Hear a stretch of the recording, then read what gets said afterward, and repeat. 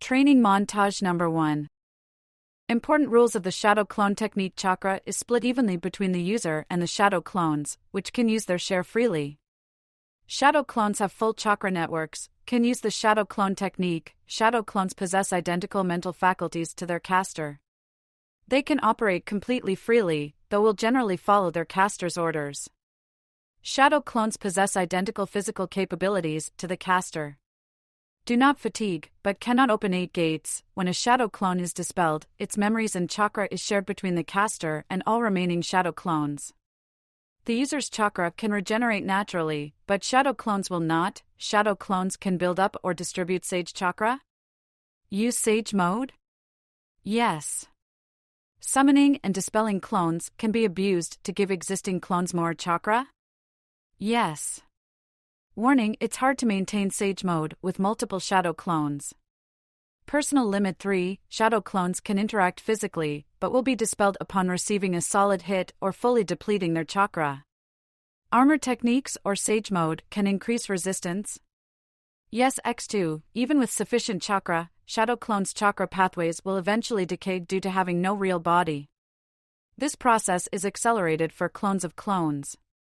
Longest single clone maintained 63 days. Longest chain 137 days. Warning, summoning too many clones at once, such as with the multi-shadow clone technique, can incapacitate or even kill ninja without high enough chakra reserves. Excerpt from Don't Fuck With These scroll, notes scribbled by Namikaze Minato. The next day, Kakashi took the 3 genin out into the woods. Today, he told them, my shadow clone is guarding Tizuna while he works. Tomorrow either yours will be, or you will be, it's up to you which. Hinata mentions she wants to learn the shadow clone jutsu and now you're putting stakes on it? Sasuke grumbled. He was still upset about Tizuna ignoring his heritage. I like to think of myself as a motivator. Now then, Kakashi summoned another clone. This new friend is going to take you and Hinata through the theory of the technique. Naruto, as you've already aced it, you're coming with me. He then walked off into the woods. Naruto shrugged, waved half-heartedly to his teammates, and followed. Kakashi stopped when he reached a fast-running river, sitting on a rock and looking back at his 3rd genin.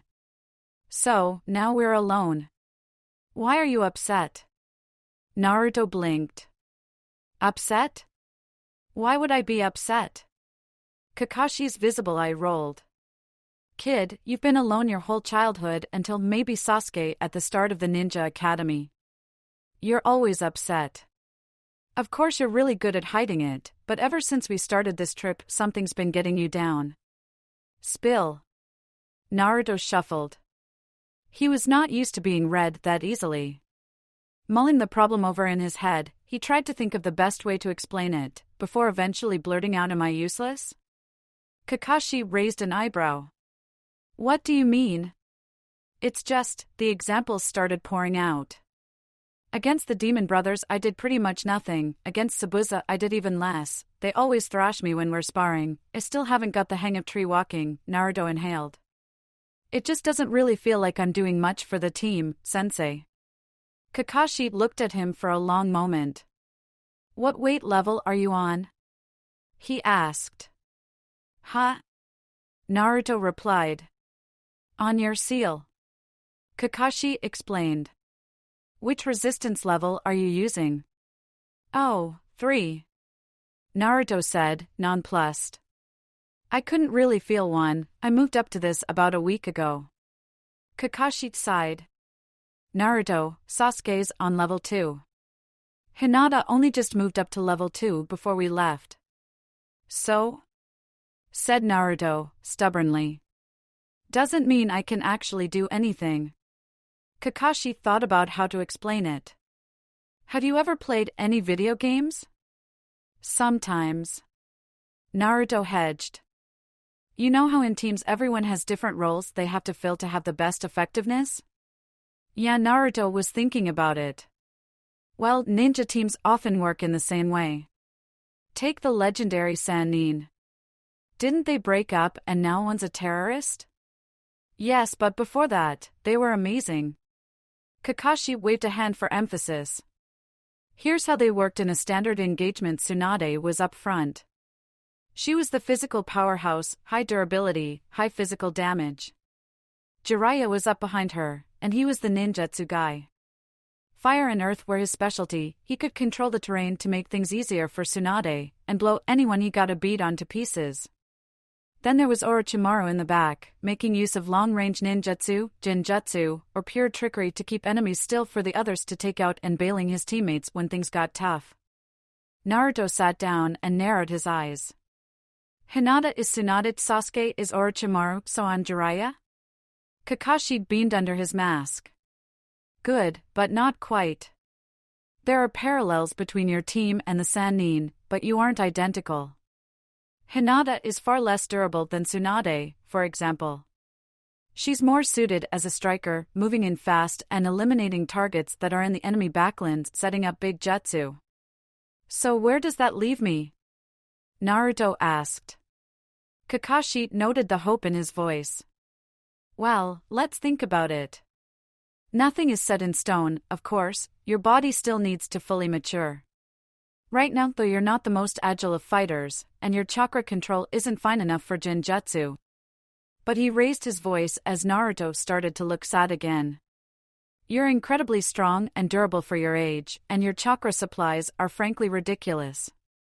How ridiculous? Naruto asked, hesitantly. One of the things I'm teaching your teammates is that when you form shadow clones, your chakra is split evenly between you and the clones you create. But your body needs a minimum level to keep functioning. Kakashi answered. Naruto, when you fought Mizuki, you reportedly created several hundred shadow clones. I'm not sure how much of that was the demon fox, but if I was left with 1/100th of my current chakra, I'd probably collapse. Sasuke or Hinata would die. Oh.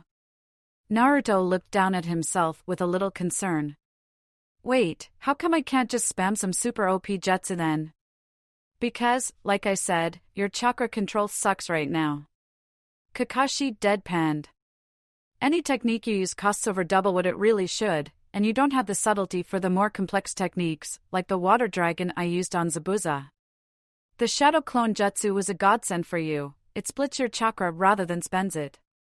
But we can work on that. In the future, you might end up as a hybrid taijutsu ninjutsu tank. Augmenting your physical attacks with powerful jutsu and a whole lot of shadow clones, a big credible threat to do most of the damage, while Hinata and Sasuke shut down the things about to pull the moves on you. You make it sound like I'd be the backbone of the team. Naruto murmured. That's exactly what you'd be, Naruto. Kakashi replied. He took a moment to savor the awe on the boy's face. Of course, that would mean a lot of responsibility. Naruto nodded, seriously. I'd never want to let down my teammates. In which case, we'd better get you in fighting shape. Kakashi replied, hopping off his rock. Can't have you being useless, after all. Right. Naruto agreed with a smile. A genuine smile. What do I do, Kakashi-sensei? First, make 5 or so shadow clones. Kakashi instructed. Naruto nodded and made 6. Excellent. Kakashi looked at the clones and pointed at the river. You lot. Practice water walking. What? Asked Naruto, dumbfounded. You get their memories when they pop, Kakashi explained. Congrats, you get to learn water walking 6 times as fast without lifting a finger. Ha! Naruto responded. Now the real you can follow me. We're going to see which element you have an affinity for. That evening, Naruto walked in looking thoroughly exhausted. When asked, he just said that Kakashi had been working him super hard, and as he seemed to be in a much better mood than he had that morning, they didn't push it. The next day, Naruto petitioned Kakashi to let him work alone, and the sensei agreed. Both of his teammates had managed to summon one shadow clone to follow Tizuna to work on the bridge, and Kakashi worked with them to see if they could manage another 2 at once. Splitting your chakra more than into 4, the sensei said, was far too dangerous for any non-Naruto genin. Naruto created 11, just to watch the horror on their faces now they understood the jutsu's actual requirements. 1 went to the bridge, 6 went to continue water walking, and 4 went with him to continue working on his jutsu. After watching him try out a few E-rank nature transformation techniques, Kakashi concluded that Naruto's primary affinity was for air, very rare in the land of fire. The jutsu he was currently working on was the most generic attack of the wind element, a gust of air to blow away things in front of him. It was tiring as hell, but yesterday's progress with water walking had actually helped his chakra control a little. The technique was getting easier. He slapped his palms together and prepared to mess up another section of forest. Wind style, great air, stop. Naruto stopped. Don't fire your ninja magic that direction, there are some herbs I need and I can't have you tearing them up at the roots. Naruto turned to the left. Stood there, holding a hand out towards him in warning, was a very attractive girl. She had long black hair, a pink kimono, and big brown eyes that were currently narrowed at him very angrily. Ah, Naruto said, eloquently. The girl seemed to relax slightly. Sorry. But my master's really hurt, and I need these to help him. She walked up and in front of him and started picking some of the pieces of grass that, to Naruto, looked a lot like the rest of the grass. With nothing better to do, Naruto knelt down beside her. Your master, huh? Sounds like you care a lot about him. I do. She replied, with certainty. He's my world. That's pretty big. Naruto acknowledged. She looked across at him. You don't have anyone like that? He shrugged. I have loads of people I care about. You know when you look at someone you've been around for a while and you're like, yep, I would definitely fight to keep you safe. The girl giggled. I know the feeling, yes. Well, I've got lots of people like that. My teammates for one, my sensei for another. I don't think I could say one is more important than the others, though. The girl blinked. But what happens if you have to choose one over another? Only one person can be the most important. There's only one king on a shogi board. Naruto tilted his head at her. That's not how it works, though. It isn't? No. Your master, do you just, how do I put this, just care about him more than everyone else? What? Like if you cared about enough people a little, it could add up to one of him? No. The girl replied, sounding almost offended. You can't put a number on how much I care about him. Numbers don't describe it properly. Exactly. Naruto snapped his fingers. That's what it's like for me. You can't put a number on the people I'll protect, so you can't compare them to each other. They're all just there. At the top. The girl was looking at him almost in awe. How do you do it? How do you have so much to give? Naruto shrugged. I didn't used to have anyone.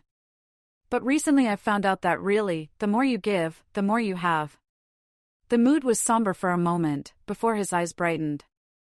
Look, I'll show you. What's your name? Haku. The girl replied. Well, Haku, said Naruto, extending a hand. Hi. I'm Naruto. Would you like to be my friend? Yes, Naruto. Haku replied, taking the hand and smiling. I'd like that very much. When Naruto came back, talking about a nice girl he'd made friends with in the woods, Hinata's expression grew very dark very quickly, and she didn't say a word the whole evening. The next day, Hinata asked to be allowed to train on her own in the forest, as she had mastered the shadow clone jutsu as much as her chakra reserves would allow. Kakashi acquiesced, which was what led to her sprinting through the treetops with her Byakugan activated. It took her over an hour of searching to find her objective, at which point she shed momentum and altitude. When she came upon the target, she was walking along the grassy floor. Hi! She called out, in a very cheery voice. Haku, right? Her target blinked, looking up at her.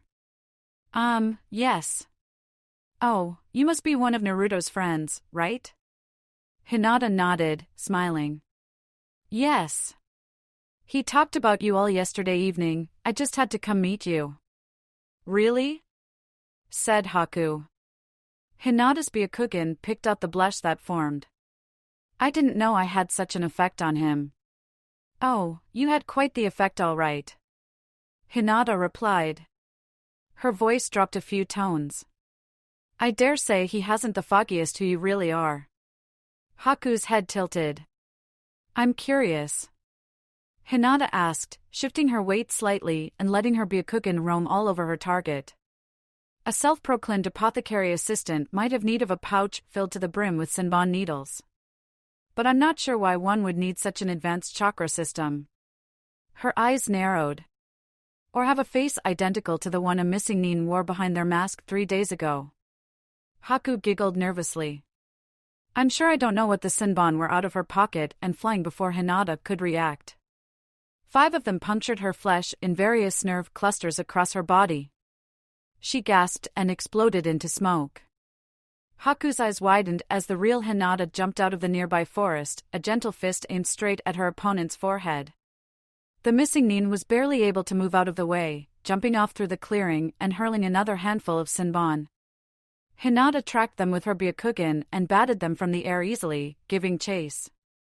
Haku grimaced, hands forming seals in front of her. Air cutter jutsu. Hinata saw the sharpened wind coming towards her, and judged that getting behind a tree wouldn't save her, so she threw herself sideways. She felt the air slice off a lock of her hair.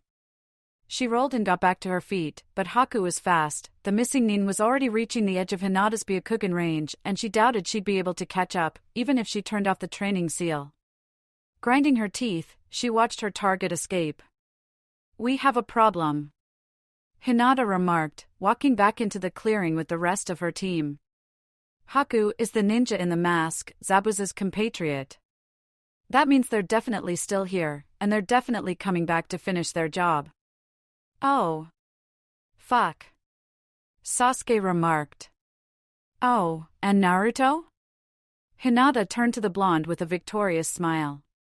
Did you know that the Byakugan can see through clothes? I just thought I'd warn you. Haku is a boy. The trees rustled in the distance.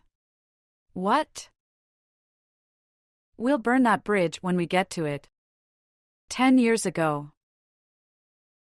While Neji was gazing into the fire, he also saw Itachi sit up in his tent with a strangled gasp. The Uchiha's eyes were wide for a moment before he carefully controlled his expression and got out of his sleeping role. He walked up to Neji and sat down next to him, poking at the fire and casually asking, "How goes the watch?" "Nothing as of yet," Neji replied simply. The pair were escorting a fire noble on a trip up to wine country. The man had been understandably concerned about leaving protection of himself and his retinue to 2 children, but had been placated somewhat by a demonstration of the pair's dojutsu. Good, Itachi replied, simply, joining Neji in staring into the fire. Neji wondered what he saw there. They had been a team for 2 weeks now, and hadn't said more than a few sentences to each other. Both were perfectly comfortable with it, but there was still an undercurrent of antagonism there Neji wanted rid of. "Did you have a nightmare?" he asked. Itachi gave him a sharp look.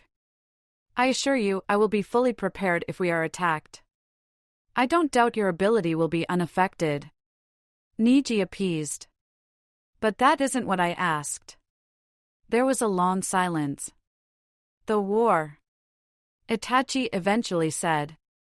Neji quickly understood. "You fought in it?" "Not officially, but I witnessed the aftermaths of several battles. One time I saw a struggling ninja begging for water, so I went down and helped him." Itachi stared back into the fires. "He attacked me the moment he opened his eyes. It was my first kill.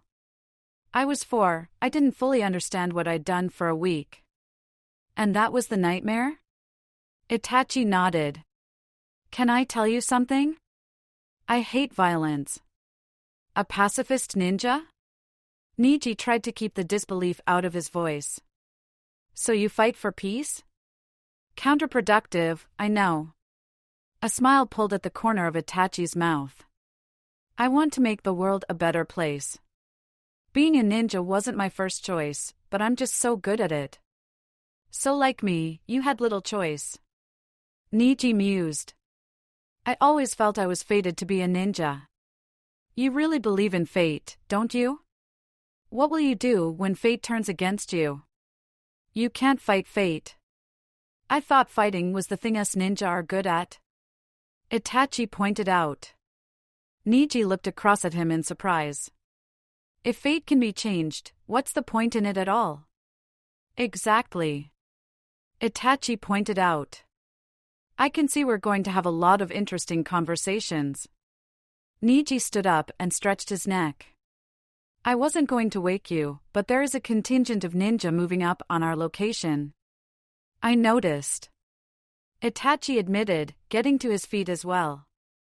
I was about to excuse myself and go after them. Want to take them out together? Neji asked. Itachi nodded, smiling. Yes. I'd like that. Present day, 5 days after reaching Wave. You finish tomorrow? Kakashi asked. Tazuna nodded. The main body of the bridge is practically done. We lift one last piece into place, lash a few things together, and we're sorted. Well, perfect. Kakashi sighed. Tazuna, I strongly recommend you and your men take the day off tomorrow. What? Impossible. The old man exclaimed. They are going to attack. Kakashi replied evenly. We're lucky Zabuza took as long to recover as he has. Tomorrow they are going to come to the bridge, and we are going to go to the bridge, and we are going to be killing each other. I would strongly advise that you not get in the middle of that. Tazuna sighed. I'm afraid that's not possible, Master Ninja. These people know the bridge is almost finished. It doesn't matter if I go in tomorrow and die, but it will crush them if I give up this close. Why? Everyone's eyes turned to Inari. He had been avoiding them at dinner so far, taking his plate up to his room and eating alone. Tonight, however, he couldn't seem to bring himself to go. Why put your life on the line like that? Tazuna sighed.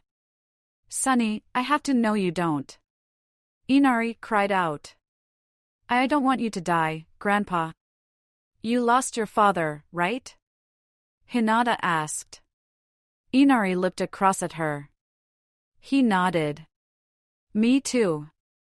Hinata said. Inari's eyes widened. He didn't get to choose his death. She continued. He didn't get to lay his life on the line for a cause he believed in. He was murdered in his own home. Maybe he died defending his family, my mother, I don't know. Which is good, because if he'd sacrificed his life for nothing, I'd have felt the same way you feel. Inari's eyes were wide. Fortunately, that isn't the case. Your father died defending something you believed in. That is honorable. You are upset that your father died, and I can empathize with that. So are you going to whinge about the concept of heroism, or are you going to do something about it? There was a pause as everyone stared at the normally quiet girl. Well, talk no jutsu aside. Kakashi spoke. I've had an idea. It was a strange procession that walked through Wave the next morning. Tazuna at the head, with Kakashi at his left hand. The pair were flanked by Team 7. 2 lots of Team 7, actually. 2 Sasuke on the left, 2 Naruto on the right, and 2 Hinata behind. Shadow clones were really useful for showing off. They had significantly more presence now than when they had arrived, and the people in the surrounding houses took notice, whispering to each other about the bridge builder and his ninja procession. Work began. There was relatively little left to do, and the work was simple. Tazuna had been alone for the last 2 days, and he worked in silence on the simpler tasks as Team 7 arrayed themselves around the bridge. His eyes were shifty, looking around for the attack to come. Fortunately, when it did, it made little effort to be stealthy. A wave of mist rose from the water's surface, swamping the bridge. Naruto. Kakashi addressed the blonde, who nodded. He and his shadow clone clapped their hands together. Wind style. Buffeting wind jutsu. A doubled-up gust caught the clouds of mist and blew them backwards, clearing them to the sides of the bridge. It left 3 figures on the bridge instead of 1. Zabuza held his sword to a stoic Tezuna's throat. Haku, mask in place, stood to the side, looking away. Well, I can't say I didn't expect more, Zabuza said, addressing them across the bridge. But I have a paycheck to earn. He drew the sword right. It passed straight through Tezuna's throat, blood flying from the wound. Then the transformation dispelled. Hinata, almost half Tezuna's height, was unconcerned by the blade passing over her head. She spun in place and pushed a palm towards Zabuza's chest, chakra bursting from the tenketsu there. He jumped backwards, pushing himself out of her immediate striking range. Then Hinata flicked a tag out of her sleeve and made a hand sign. The explosive seal detonated. The shadow clone, for that's what Hinata had been the whole time, popped, and Zabuza was well within range of the explosion. Team 7's vision widened out for a moment, but when it returned they saw something that shouldn't be there. A wall of ice across the bridge. That's not a water jutsu. Naruto stated the obvious. It was Haku. Hinata muttered. That wasn't a wind jutsu either. Naruto added. Bloodline limit. Sasuke growled. The ice wall melted, and Zabuza used the melt to form a trio of water clones. Team 7 put their hands together, declaring null. And deactivating their training seals, freeing up their movements. The battle began in earnest. Haku was significantly more threatening than Sasuke's teammates were. He preferred long range, obviously.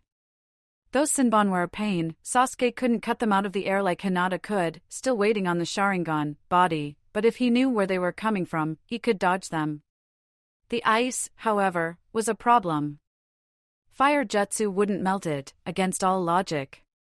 The damn thing must have been a mixture of water and something, because it cut off all his offensive ninjutsu, and Haku was good enough with it he could throw out ice in Sasuke's way any time of the battle. Crap. He ducked another swipe from a water clone, mental note, get a weapon bigger than a dagger, and went for its knees. It dodged left, which was good, because that put it in the way of a trio of Senbon launched at Sasuke. Unfortunately, water clones didn't have pressure points, and it was fine. Fortunately, Hinata leapt after Haku that moment, and kept his attention thereafter. Sasuke finished his clone off.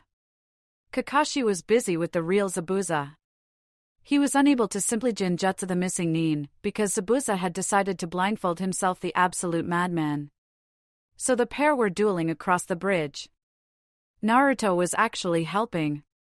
His massive reserves of chakra meant he could blow back the mist anytime Zabuza tried to bring it back in, and his shadow clones let him dogpile water clones, pepper Haku with kunai, and occasionally throw themselves at Zabuza, only to be immediately cut down. Zabuza was doing well against Kakashi, yes, but not well enough to summon any fresh water clones or perform other battle-changing water jutsu like the dragon thing he'd launched the first time they'd met.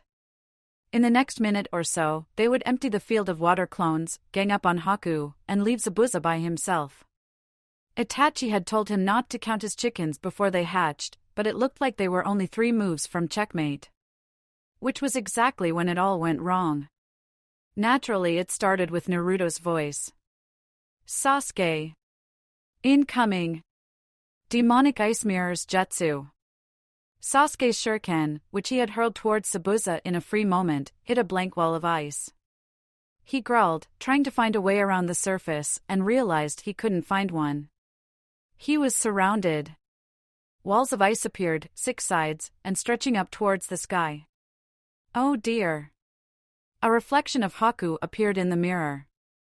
Sasuke looked for the real version, couldn't find it, and caught a Senbon in the shoulder for his troubles. He hissed and yanked it out. My apologies, Haku said, and continued throwing. Sasuke couldn't dodge. The needles came from everywhere. Haku was actually in the mirrors, peppering him.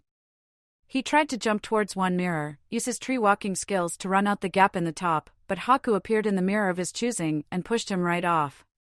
Sasuke grimaced. Hinata couldn't do anything against Zabuza, and neither could Naruto. If Haku killed him in here, then went to join his master, then even if he couldn't use the jutsu twice, and he probably could, victory would be in their grasp. Fortunately, Sasuke's solution arrived. Hey, haircut. Here's a get-out-of-jail-free card. Sasuke grinned and saluted mockingly to Haku. See you on the outside. He felt the pull of Naruto's substitution jutsu and consented, appearing beyond the ice walls. What kind of prison has gaps in the walls? He shouted back at the mirrors, giving the Naruto shadow clone on the inside a thumbs up. The blonde shouted back, grinning. Then he took a Senbon in the shoulder. He grimaced and tried to track Haku, and took another couple needles. Sasuke rolled his eyes. Just dispel. He told the clone. The clone grimaced. Yeah, about that what? Naruto scratched the back of his head. I may have forgotten I'm not a clone. Sasuke gaped. Across the bridge. Zabuza laughed. Naruto took another Senbon in his side and turned to point a finger at Haku. Oi! Sasuke sucked in a breath. Naruto, you absolute fucking idiot. Naruto winced at his teammate's voice and pointed at the nearest image of Haku on the prison's wall. And you? Why didn't you tell me? Haku sighed. I'm sorry, Naruto. But what did you expect? For me to tell you I was working with your enemy? Naruto blinked. No, not that. You have a penis. You couldn't have warned me? What? Haku tilted his head. Oh, right. You thought. I mean, I've been told I look girlish before, but I didn't think you were wearing a pink kimono, Haku. Pink. Kimono. Haku sighed. Can we just get back to the fighting, please? He threw another handful of needles. Naruto dived out of the way, only to get hit in the side by another two from a different mirror. He grimaced. Shadow CLO, a needle caught him in the fingers, breaking his concentration. Just don't. Please. Haku's face couldn't be seen from behind his mask, but his voice was begging. Let me put you out. Zabuza says he will let me spare you if it doesn't get in the way of the mission. Take that mask off. Naruto snarled. He felt anger building in his stomach. We all know who you are. Don't you dare do this without showing your face. I won't. Haku replied, voice breaking. It makes this easier. But it doesn't make it right. Naruto shot back. If you can't do this without hiding behind a mask, you shouldn't be doing it at all. Haku's breath hitched, and he threw another brace of needles. I'm sorry. He repeated. I can't be like you, Naruto. If I get attached to you, and your friends and your sensei, and everyone else, what do I do if they disagree? What do I do if they want different things from me? Decide. Naruto yelled back. He fell to his knees, the last few needles had cut out feeling to his legs. Do what you think is right. He continued. Be your own damn person. Haku shook his head. I can't live like that. Good night, Naruto. He pulled out one more Senbon. Naruto growled, audibly. He could feel rage building inside of himself, as well as what he could swear was someone chuckling. He remembered the forest, with Mizuki. He remembered what had got him out of that situation. Hey, Kyuubi. He thought. If you feel like letting out some demonic power, now is the time. He didn't hear a response. Haku flung his Senbon, and it flew right at Naruto's forehead. Then everything went dark. Outside the mirrors, everything was going horribly. Zabuza had used the distraction caused by Haku's ice mirrors to hit Kakashi with a water bullet, then summoned a new brace of water clones. Those did have a permanent cost, unlike shadow clones, but Zabuza didn't look to be tiring. If anything, his pace had increased, knowing victory was so close.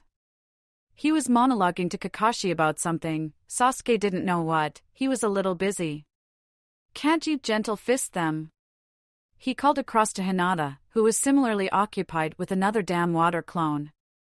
I can't hit the pressure point on a sword.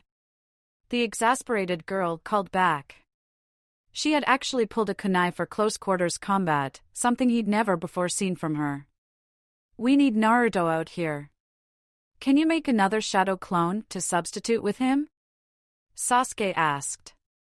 He was close to empty. One too many fireballs meant that if he split his chakra in half again, he was liable to pass out. Hinata flipped backwards, but her Zabuza didn't let up. If I had a spare second and a half, sure. She called back. Sasuke rolled his eyes. Ignoring his own clone, he leapt at hers. It saw him coming and lifted up its sword, but he battered it with his kunai once, twice, landing and wrapping his legs about its shoulders. He dropped the kunai, grabbed its head and twisted, wrenching its neck to an odd angle. It collapsed into a puddle. Do it! He instructed Hinata, landing on the floor and rolling. He was in position to glimpse through the ice mirrors. Looking up, he saw Naruto kneeling on the floor, and he saw a needle sprout from his forehead. Naruto! His voice echoed Hinata's as the blonde genin collapsed to the floor in a heap.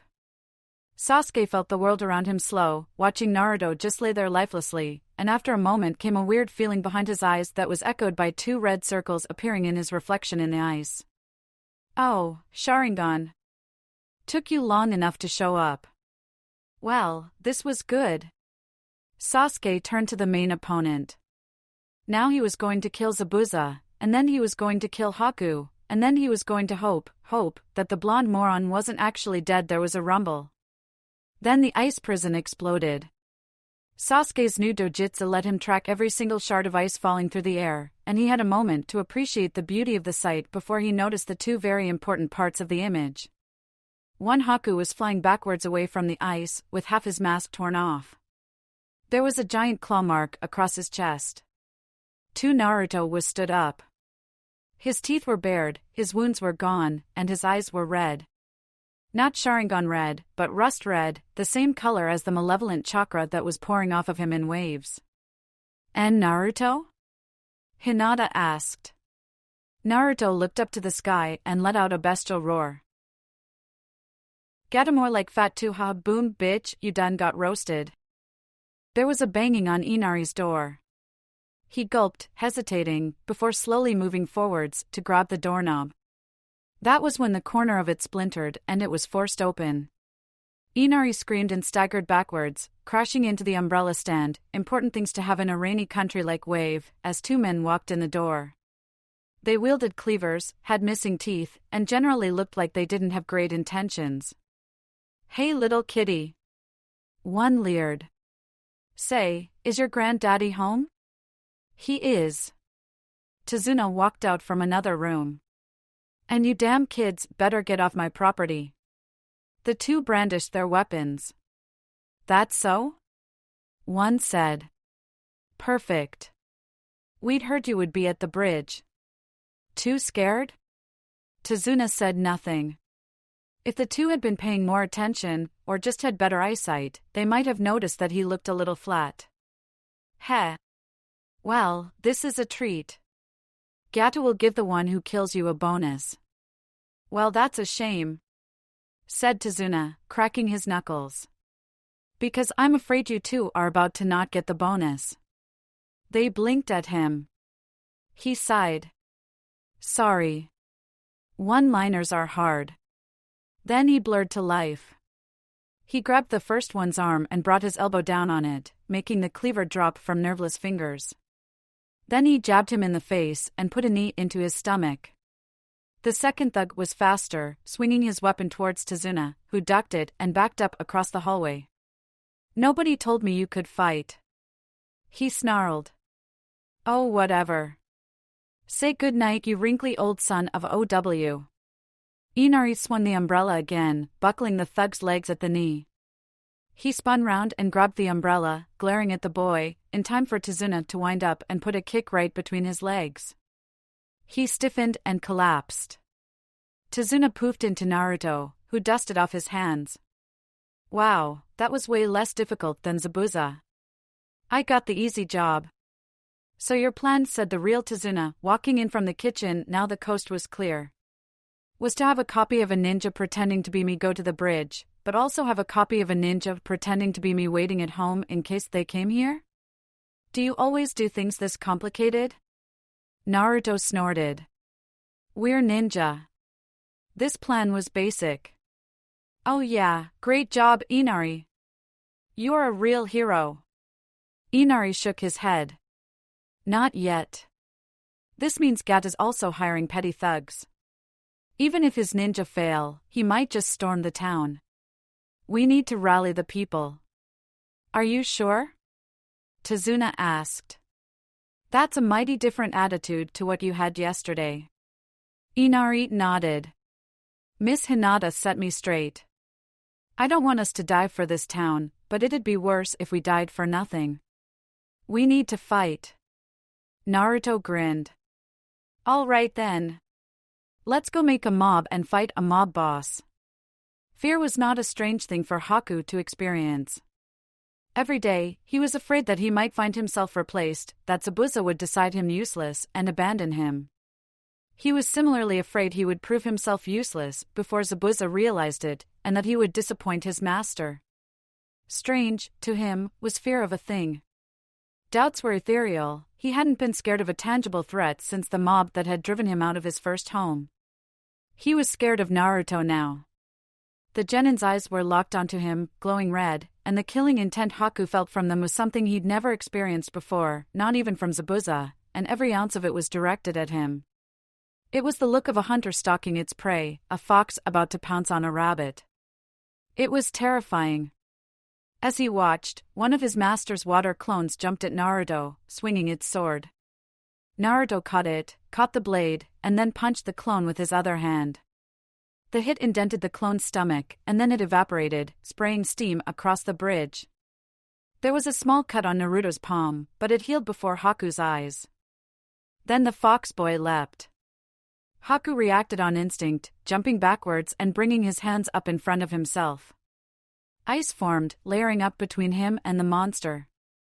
There was a moment, and then Naruto smashed through the wall just as easily as he had smashed through the ice mirrors. Haku threw some Senbon, but they bounced straight off the cloak of chakra surrounding what could not be a normal genin. Then there was a blur, and Haku gasped as he was backhanded another 10 meters across the bridge. He gasped again as Naruto caught up to him and grabbed him by the throat before he could even hit the cobblestones. Naruto was right there, holding him up so that his toes barely scraped the floor.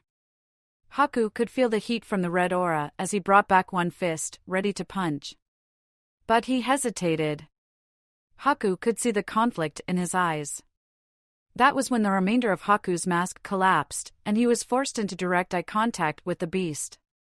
"I'm sorry," was all Haku could manage through the choking grip. Naruto's eyes widened again.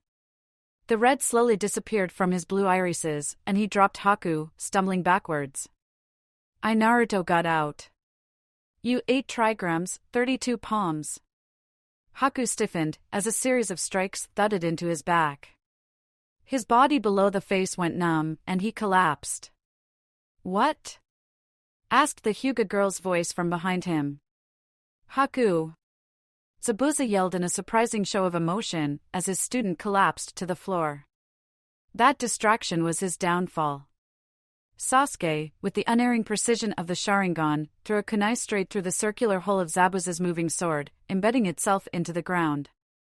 Razor wire glinted, and Sasuke pulled, forcibly restraining the weapon as Kakashi made hand signs.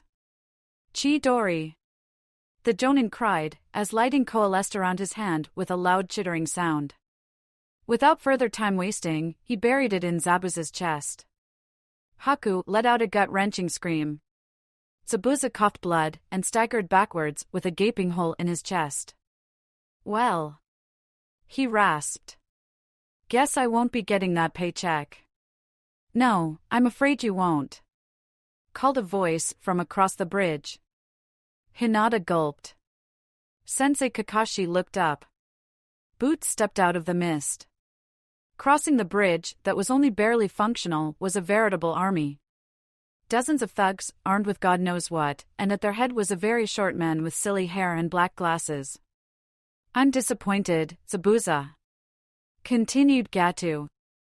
"You made me a promise, and couldn't deliver." But I suppose that means I don't have to pay you, which is good. This is the guy you're working for? Kakashi asked, incredulously. Zabuza gave a low chuckle. Times have been hard. He turned to his employer. Blood dripped from the hole in his chest. My associate, he gestured to Haku, is only temporarily out of action. Given your little gang, would have he coughed up some more blood? No chance against these ninja if they weren't exhausted. I trust you will be willing to negotiate partial pay with him? Gata laughed. Partial? Who do you think I am? He turned to his thugs. Boys. Kill them all. The men advanced. Zabuza sighed. Thought so. He turned to Kakashi. Well, copy ninja, it's been fun. Now would you be so kind as to lend me a kunai? From the floor, Haku gasped. No. Don't. Slowly, Kakashi drew a knife from his pocket and threw it across to Zabuza. He caught it, testing the weight. Mighty kind of you. Haku, he turned to his student. I admit to feeling a little bad about pulling you off the streets and raising you as a weapon. Just a little. But at least now you're strong enough to make your own way in the world, so perhaps some would call that a good deed. Haku was teary-eyed. Zabuza turned to Gata's men, balancing the knife on one finger. Anyway, I'm dying, and these leaf ninja are too damn soft to kill you, so I'm sure you'll be fine. Good luck. I've got a contract that needs paying, and as this spineless bastard is too shrewd to use money, he gripped the kunai. I'll have to take his blood. Then Zabuza moved. Kakashi watched, impassively, as the missing nin charged the mob. On death's door he may have been, but Zabuza moved like a man possessed, cutting left and right with reckless abandon. The terrified men swung weapons at him, burying knives and swords into his back. He killed them and kept going. In his last moments, Zabuza earned the title Demon of the Mist. His rampage culminated when he finally reached Gatu.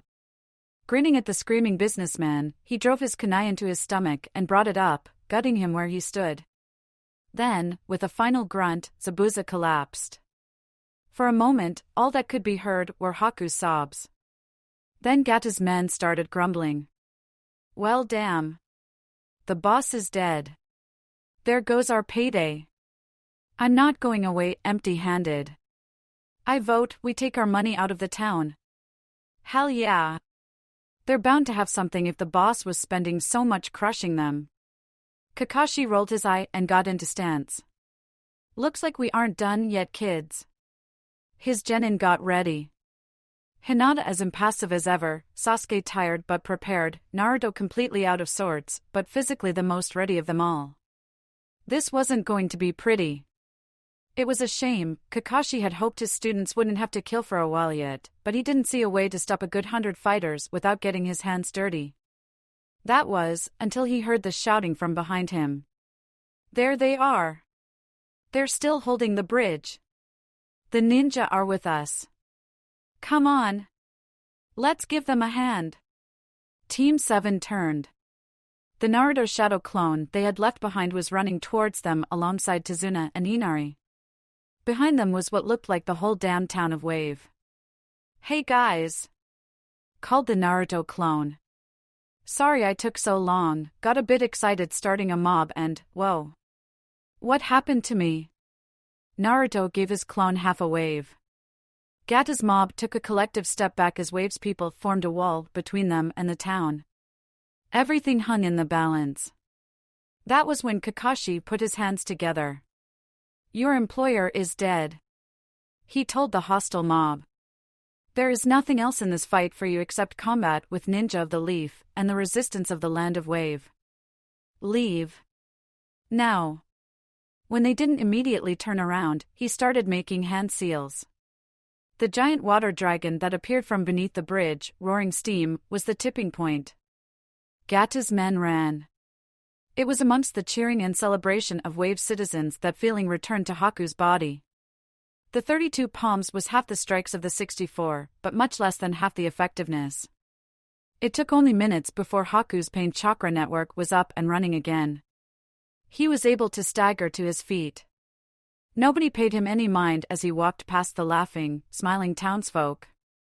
None except the Hyuga girl, Hinata, but Naruto held her back. Haku wondered if her eyes could spot the hole in his heart. He approached their Jonin sensei. Naruto had said his name was Kakashi. He looked down at Haku. Haku knelt before him. Ninja of Konoha, he said, numbly. Congratulations on your victory. Would you do me the service of killing me? Kakashi stared, impassively. Then, hell no. It wasn't the copy ninja who had spoken. Haku looked up and to the side. Naruto was stalking up, angrily. My apologies, Naruto. Haku said, sincerely. I understand if you would rather claim my okay, stop that. Naruto held up a hand. He knelt down so he was on Haku's level. What, do you think I stopped the Nine Tails from killing you for no reason? Haku didn't know what to say. Naruto pointed a finger in his face. Stop feeling sorry for yourself. Stop acting like you don't have a soul. Start taking some fucking responsibility for your actions. Kakashi looked across at Hinata. Did Naruto just I think he did your master is dead? Naruto continued. That's sad. I get that. But you have to move on. Decide for yourself what to do, who to care about, and decide for yourself what to do once you've screwed it up. But Haku cut himself off. I don't know how. He said, simply. Naruto put a hand on his shoulder. Then I'll help. He replied, with a smile. I like to think I'm pretty good at doing the right thing. Just no trying to get yourself killed again, okay? Despite everything, Haku managed to smile. Okay. He stuck out his hand. Friends? Naruto grinned and shook it. Friends. And that, Kakashi added, is how to successfully capture and repurpose an enemy asset. Good job, Naruto. I'd commend your devious charisma if I didn't know you actually meant everything you just said. Tazuna walked up with Inari, smiling. Well, looks like everything's sorted. He told them. Once everyone is done spitting on Gato, we'll finish work on the bridge. It's gonna need a name, though. Something dramatic. How about? Naruto made a pose. The Great Naruto Bridge. Mr. Tazuna. Kakashi said. Please do not name your bridge after my genin. Yeah, that'd be pretty dumb, said Sasuke. Guys. Come on. I think it works. Hinata shyly added. Thank you. Hey, what's that thing Kakashi used at the end? Inari spoke up.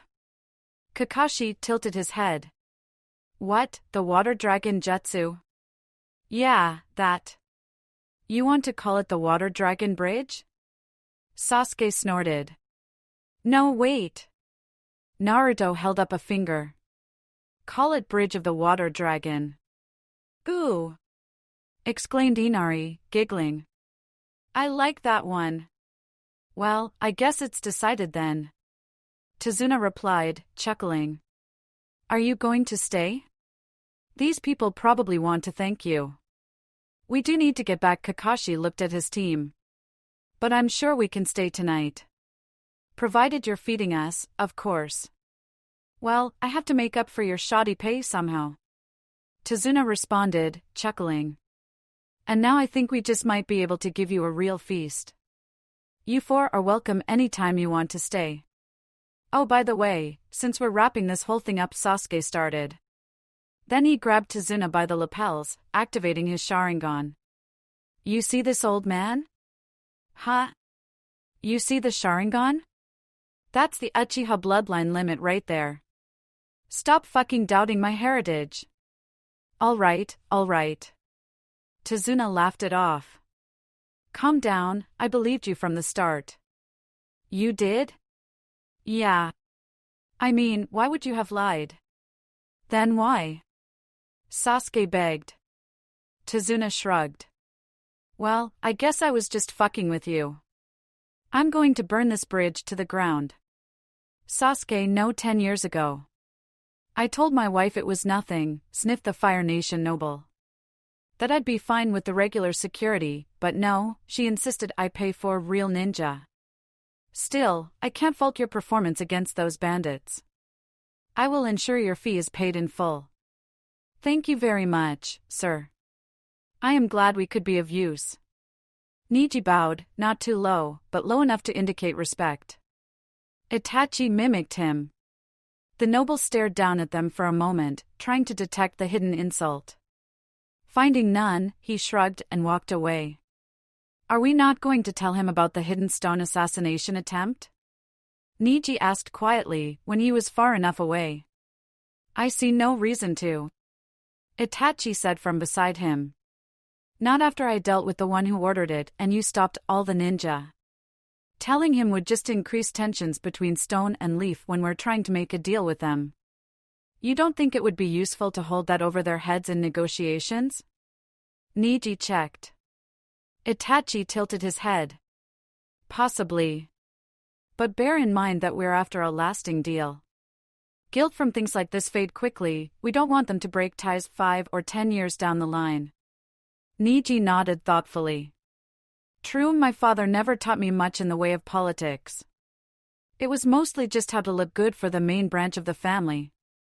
I understand your clan's silly internal matters. Itachi wrinkled his nose up slightly. Why do you think I sent you after the assassins, and not the politician? I chose to pursue the assassins. Of course you did. My apologies. Neji shot Itachi a suspicious look. The latter just smiled innocently.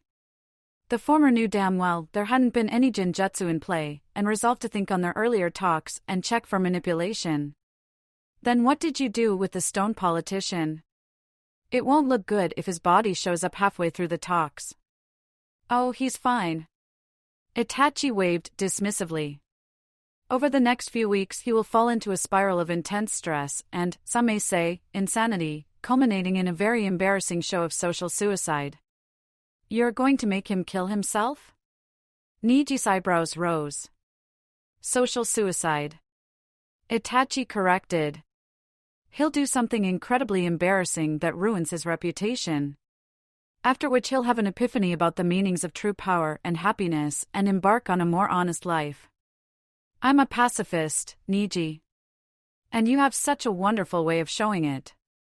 The Hyuga drawled. How do you intend to manage this? The seeds have already been sown. Though it may be best if we could take some other missions in this area later so I can check up on his progress. I did not expect I'd have to spend time cleaning after your messes. Neji sighed. And here I had hoped you would be precise. I am precise. In my destruction. Let's go. If we get back to Leaf fast enough, we can watch the negotiations. Riveting. Oh, fuck off, they are. Neji blinked. Did you just swear? No. Itachi, I didn't know you had such a foul mouth. We are done talking. Leaf. Now. A little more relaxed around each other than before, the two genin began the walk back home. Aftermath 1 making waves. Capabilities of the Sharingan. The Sharingan first activates when the user experiences a powerful burst of emotion. You don't have to kill your friends for this one, much as you'd love an excuse. The Sharingan requires a not insignificant constant chakra cost to have activated. It allows the user to see chakra at a basic level, such as discerning an individual's remaining chakra reserves or the type of nature transformation in use. Like you can't tell what that fireball's made of, LMAO. It offers the user significantly improved visual acuity in their field of view, allowing them to perceive minuscule details about what they see. This grants a significantly improved reaction time and ability to track movements and projectiles within line of sight, and many describe a slowed-down perception of time. At the third stage of Sharingan development, this seems to outsiders like precognition. Making eye contact with the Sharingan makes it significantly easier to cast all Jinjutsu upon the target, and certain Jinjutsu are unique to Sharingan use. The user can perfectly remember and reproduce anything observed by the Sharingan. This allows them to copy handwriting and mannerisms, and perhaps more importantly any jutsu they witness. Note effectiveness is limited if the user has not mastered the nature transformation of the jutsu they copy. Techniques that require a different bloodline limit cannot be copied unless you start stealing their DNA like a dick. Danzo. The Sharingan has 3 stages of development, shown by 1 through 3 tomo, see diagram, present in the eye. Development occurs through more powerful emotions or through continued practice, and represents an increase in the dojutsu's power. Izanami and Izanagi can be used by the base Sharingan. What the hell are they? Neji, how the fuck did you even get in here? One of the tablets beneath the Uchiha compound, notes scribbled by Itachi. Slowly, the third Hokage put down one of the most ridiculous mission reports he'd ever read. This is what happened? He clarified, hoping they would say it was a joke. It's true, sir. Kakashi looked embarrassed. And why? Hiruzen continued, did you continue with the mission after an S-rank missing nin arrived? A rank, come on Kakashi. The Hokage's voice was dangerous. The Jonin sighed and began listing. We were closer to wave than leaf. Zabuza had expressed a desire to attack us for attacking us sake. All 3 genin were invested in completing the mission, and I thought they could handle it. Hiruzen stared him down. I see. Do you believe you made the right choice? I do. Kakashi replied evenly. Hiruzen let him sweat for another moment. Well then, who am I to argue with results? He smiled at the 3 genin. Congratulations on your first successful C-rank mission. Or, given what I have just read, a rank. I will ensure you are suitably compensated. A rank pay? Naruto's jaw dropped. Hell yeah. A few issues to clear up before I let you go. Hiruzen leaned back in his chair. Kakashi, what happened to Zabuza's sword? As I'm sure you know, it has historical value to Hidden Mist, and can likely be ransomed back for a significant amount. Kakashi coughed. Funny story, that. Turns out the Uchiha have invoked some old clan bylaw that gives a ninja the right to a disarmed opponent's weapon. Who knew? Really? The third rolled his eyes. How? Well, Sasuke was technically the one who disarmed Zabuza. Kakashi shrugged. He put it in a storage scroll, dropped it off with Itachi, and now the Uchiha clan is ignoring all related communiques. Mine. Sasuke explained. Indeed. The third acknowledged. It's not like we could have used that moving on. He turned to the 6th visible person in the room. Haku, was it? Yes, sir. Said the boy, stood perfectly to attention slightly off from the room's other occupants. Your situation is certainly unusual, but I'm sure we will be able to accommodate it. Hiruzen told him. I warn you that you will be taken to TNI to ensure your honesty, but if you cooperate, you will not be unduly harmed. Whatever is necessary, Hokage-sama. Haku was unfazed. If I may ask, what is to happen to me afterwards? Unless I am mistaken, that will be up to you. Hiruzen answered. Haku and looked across to Naruto, who gave him an encouraging smile. Hiruzen blinked and hid the warm glow he felt. And now, the final matter. He drew their attention back to himself. Has Naruto explained what happened to him on the bridge? Naruto cringed as attention fell on him. They've been carefully avoiding bringing it up. Kakashi said, dryly. Naruto? Do you want them to know? The third asked, kindly. Naruto nodded. Very well. I think a direct showing from the Kyuubi is sufficient for the law. I should know, I passed it. Naruto breathed out, as his teammates looked at him. Right, then, guess I'll just. He cleared his throat. Guys, I'm the Nine-Tails Fox. Cool. Okay. Now I know how bad that sounds, but I promise I wait what? Naruto, Sasuke gave him a flat look. You're about as likely to destroy the Leaf Village as Itachi is to betray the Uchiha clan. The third Hokage coughed on his pipe. I've seen it affect you once, and it's helped. Don't let it ruin any missions, and we'll be fine. You're my teammate, Naruto. Hinata added. I trust you. Naruto looked at them both in awe. Excellent. The Hokage beamed. None of you are allowed to tell anyone who doesn't know, on pain of death, except for Naruto himself. That goes for you too, Haku. Now, unless there's anything else, I believe you all have some much-needed rest to get to. The three children filed out, bickering amongst each other. An Umbu appeared next to Haku and tapped him on the shoulder. They both left as well. With a twitch of his finger, the Hokage dismissed the other guard from his office. He and Kakashi both sagged. Excellent work, making them think it was their idea to continue. Hiruzen began. Did you have to genjutsu them? Kakashi chuckled. Hell no. They thought they had to convince me. He looked up. I don't like doing this. Me neither. The third agreed. But it has to be done. I'll admit, when I learned about Gato, I was expecting more opponents like the Demon Brothers. Oh, only hiding a B mission as a C? Kakashi asked, sarcastically. How generous of you. We can't afford generosity, I'm afraid, said the third. Psychologically, how have they been affected? By civilian standards, they all still need therapy. Kakashi acknowledged. But spending time as a team seems to be beneficial for all three. He leaned back. Sir, they almost died. Such is the life. Was it enough? Hiruzen shook his head sadly. They're ninja. Nothing's ever enough. Sasuke walked into his house, closing the door behind him.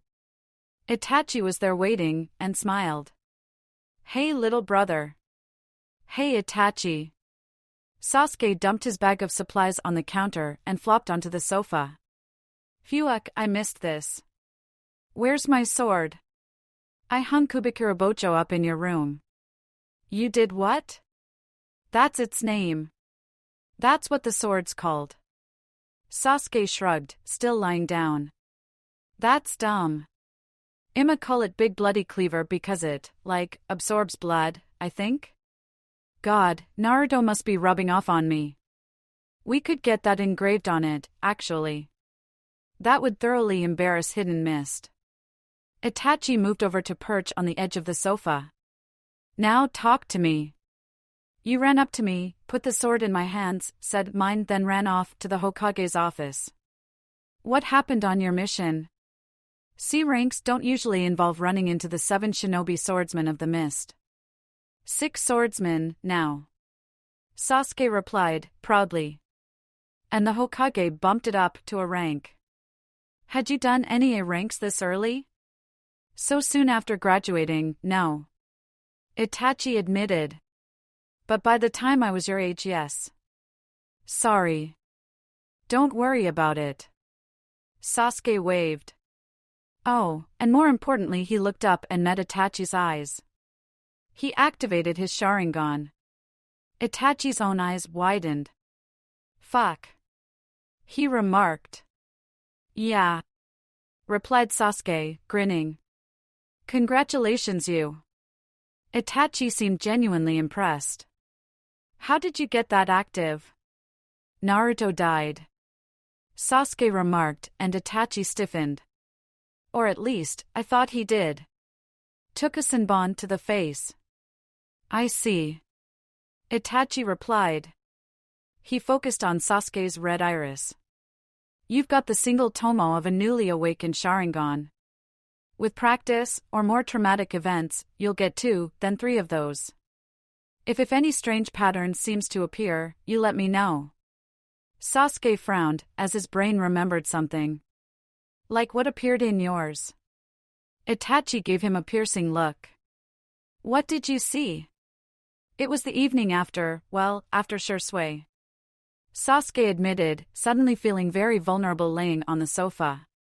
You were arguing with the Uchiha police, and I saw your eye go all. Itachi frowned.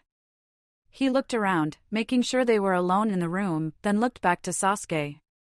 His eyes shifted into their Sharingan form, then shifted again, black pupil going red and Tomo becoming curved black spikes. Even for someone used to red eyes, it was unsettling. What is that? Sasuke recoiled slightly from it. You've had nothing like this? Itachi confirmed. Sasuke nodded. His big brother sighed, and his eyes went back to normal. It's possible you weren't close enough to Naruto, or only perceiving death doesn't count, or it can't develop when your Sharingan hasn't fully matured yet, he mused. What is it? Sasuke was genuinely worried. Itachi shook his head. More trouble than it's worth. If you do see it, you tell me. Before you bring it up to father or the rest of the clan. Understand? No, but okay. Sasuke relented. I trust you. Itachi smiled. I don't deserve that, but thank you. By the way, how did Naruto survive a Senbon to the head? He borrowed power from the Nine Tails.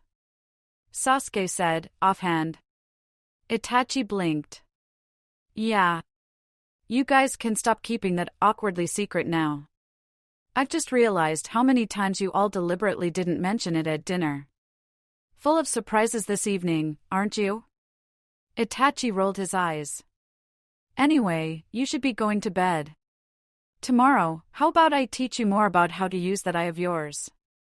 Kakashi will be training me all day. Sasuke warned. Itachi chuckled. Oh, I'm sure I can convince him to spare you for a few hours. He had a dark look on his face. You scare me sometimes, bro. As it should be, Sasuke. As it should be. A few minutes earlier, Hinata gave Sasuke a respectful nod as she and Naruto saw him off into his compound, hiding the brewing anger that he still had a clan to return to. Hide it, don't let Naruto see it. She still had the blonde convinced her home was near his, so she was able to walk alongside him as they crossed the village to his apartment. Night had fallen, and the streets were quiet, the air filled with Naruto's thoughtless chatter about anything and everything. It was nice, but Hinata knew she couldn't just let nice stand. She wasn't allowed to be happy. Things went wrong when she was happy. So, you're a Jinchuriki. She spoke up eventually, when there was a lull in Naruto's talking. That certainly explains a lot. Sure does. Naruto replied. It's nice to know there's a reason for everyone treating me like dirt. I mean, I just thought he trailed off, face creasing in discomfort. You thought you deserved it. Hinata finished for him. I mean Naruto. She interrupted him. She couldn't remember the last time she'd had the confidence to interrupt someone. When you were on the bridge, you substituted with Sasuke to get him out of the ice prison. Yeah. He scratched the back of his neck. That was pretty dumb of me. Can you believe I forgot I wasn't a shadow clone? No. Hinata responded. No, I don't.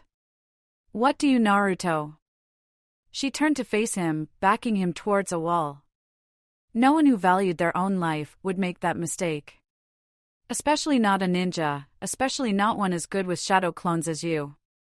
Naruto grinned weakly. Yeah, well, guess I'm just that dumb. Stop saying that. She shouted. Her hands were clenched at her sides.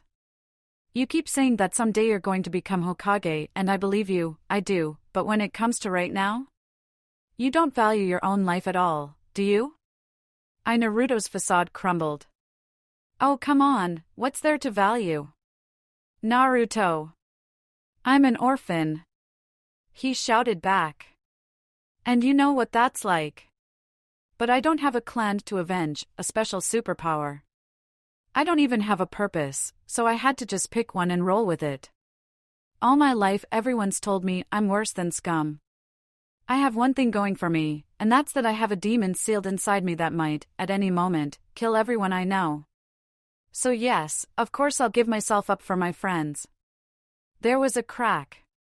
Naruto winced and put a palm to the red handprint on his face. Hinata looked in shock at her own hand, which had gone a little red itself, before glaring back up at her teammate.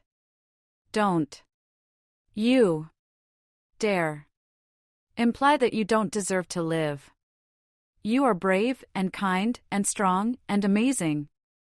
I'm not. He stared at the floor. You are. She moved closer. Look at me. Look at me. He met her eyes. Naruto, I've seen you around a lot. She admitted. Remember that one time you saved me from those bullies? Naruto shrugged. Ages ago, yeah. I watched you, after that day. She told him. Not in a weird way. It totally had been, but I watched you going about your daily life. Everyone was always just so horrible to you, but you bore all of it with this big grin on your face. I remember admiring you so much. And then, she choked up a bit, but persevered. And then I lost my family too. And I finally understood what you were going through, at least some of it. And I admired you even more. Because I didn't understand. I didn't know how, despite everything, you could bring yourself to smile. She backed off a step. So if you're going to tell me that was all a lie, that's fine. It's fine. Does that mean every time you smiled around us it was fake too? No. He sounded indignant. Her heart fluttered a little. Then don't act like every time you've made us smile we were faking it as well. We don't want you to die for us. She poked a finger into his chest. Dying is easy, Naruto, living is harder, and you've never backed down from a challenge before. He looked at her, and she nearly squealed. He was actually looking at her properly. I've made you smile? He asked. You've come close. She admitted. She attempted one then, but couldn't manage it. Don't stop trying now. The fire went out of her sails. She shifted her posture, crossing her arms in front of her and looking down as she wondered what in God's name she'd just been doing. Naruto clapped his hands together, and the grin was back. Well then, challenge accepted. I will make you smile. Now you sound like Guy. She pointed out. He struck a pose. Yosh. The fires of my youth will burn brightly enough to bring joy to all who see them. If I fail, I will run to Suna and back on my hands. Her lips just might have twitched. Come on, Naruto. Let's get back home. We have training again tomorrow morning, remember? Oh damn, you're right. What's Guy gonna do when he learns we fought Zabuza? Running laps blindfolded, probably. Hey, would that work on you? Not if I had my Byakugan active, no, but in a much less one-sided conversation, the two continued on home. Act 2 Angling for a Promotion. Training montage number 2. The sand blows in. Capabilities of the Byakugan offers complete 360-foot vision barring a small blind spot spreading out from the theoretic vertebrae, the back of the neck. Range varies depending on the strength of the caster. Skilled casters can focus the vision in a specific direction to increase the range.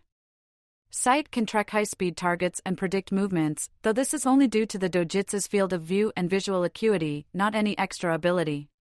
Sight allows user to see through objects, perceiving everything in the Byakugan's radius at once.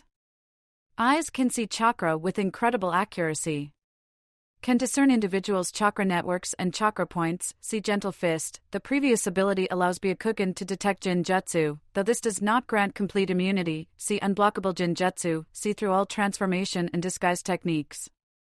A related ability of the Hyuuga is to expel chakra from all chakra points on the body intuitively, while most ninja can only do so with intensive chakra control training. Hey, how many chakra points are in my dick? Usually 3. In yours? None. Certain techniques have been specialized to take advantage of the Byakugan's visual acuity, see Hidden Jutsu, Hyuuga Vault, and Neji based Sharingan shits on Byakugan LMAO, Fuck Off Itachi, first page of the Hyuuga's official Bloodline Limit Tome, Scribbles by Assorted. 20 days after the wave mission, Naruto was in a very awkward position. Both literally, his back hurt a little, he'd woken up funny, and figuratively, because he was stood outside the girls' community baths. Why do you even need a shower before going in the baths? Aren't they interchangeable? Intercha Naruto, you've never been in a clan meeting before, have you? Hinata's voice tentatively rose from beneath the wooden slats of the showers. No. I'm technically the head of an important ninja clan. When I go to meetings, there are standards I have to meet. One being cleanliness. Can't you just use genjutsu? On the powerful ninja clans? Fair enough. Ever since their conversation after the wave mission, Hinata had grown more confident when it came to normal, non-ninja things. At least confident enough to talk to him without stuttering all the time. So why am I waiting out here? He asked, looking around self-consciously. A couple of the girls walking in gave him dirty looks, presumably just because he was the Nine Tails, but enough to unnerve him. I mean, you volunteered to carry my bags. Hinata's voice replied. Of course, if you don't want to, it's fine. No, I'm fine with it, it's just, why me?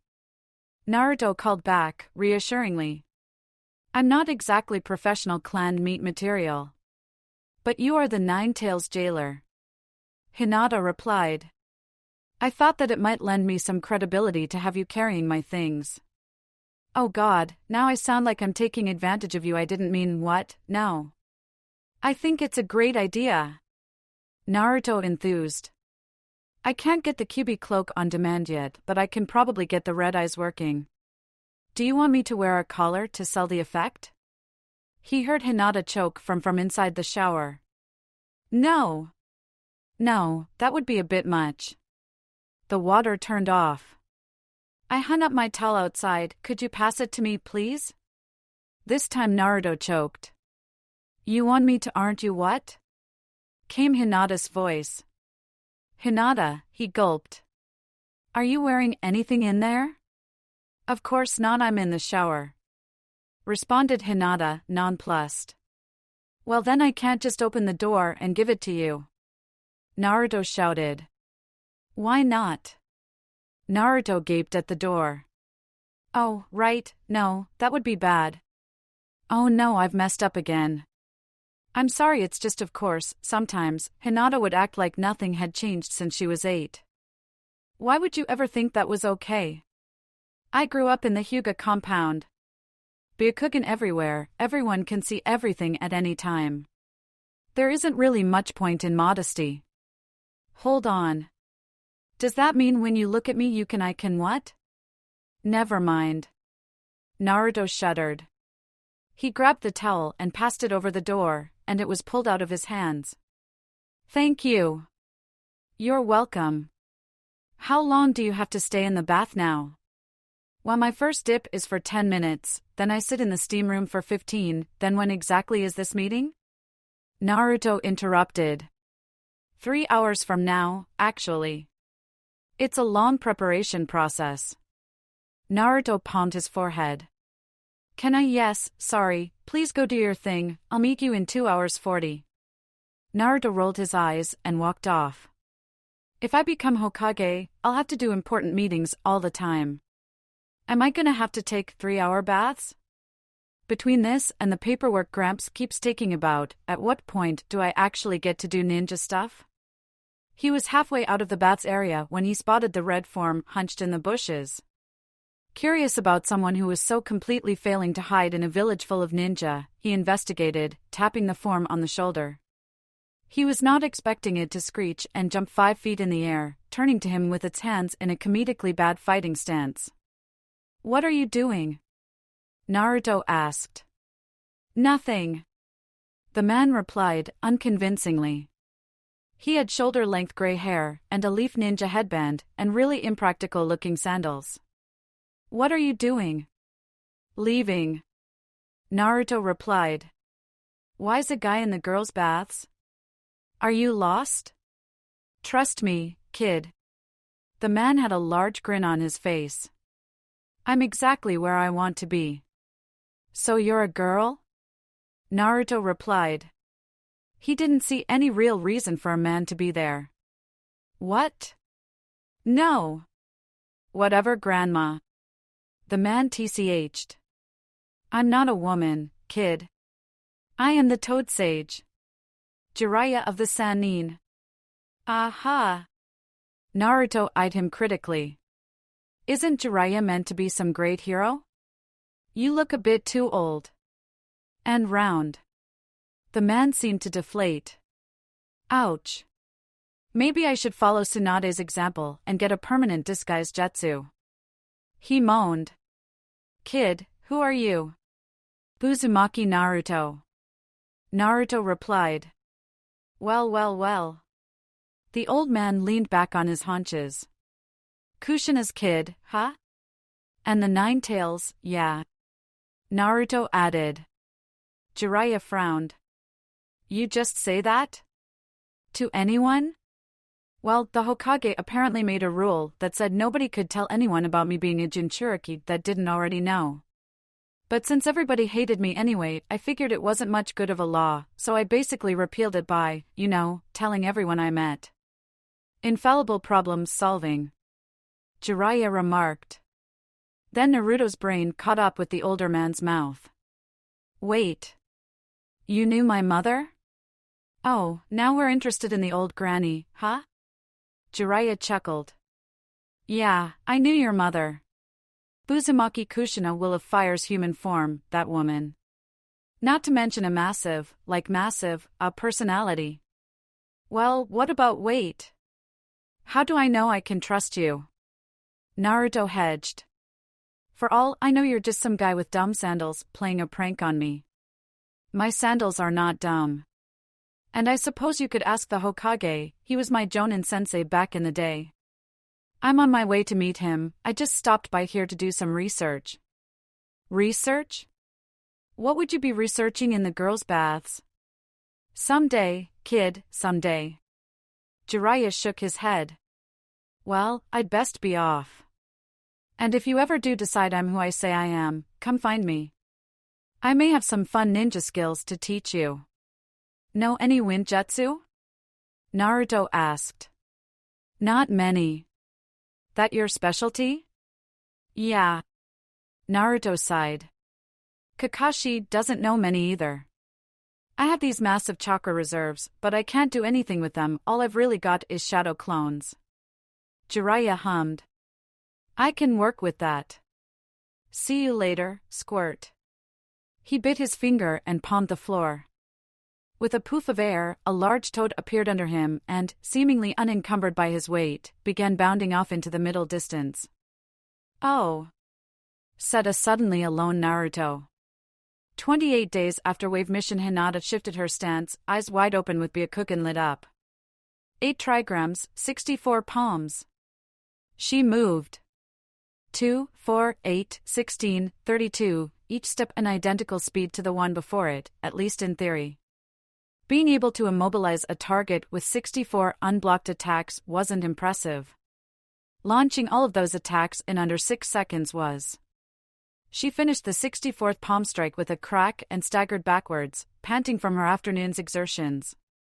The impressive sealing jutsu carved on the dummy meant that when Hinata poured some chakra into it, it took on a rough approximation of a person's chakra pathways. Her attacks had all landed in the right places, but not as accurately as she would have liked. Room for improvement, as always.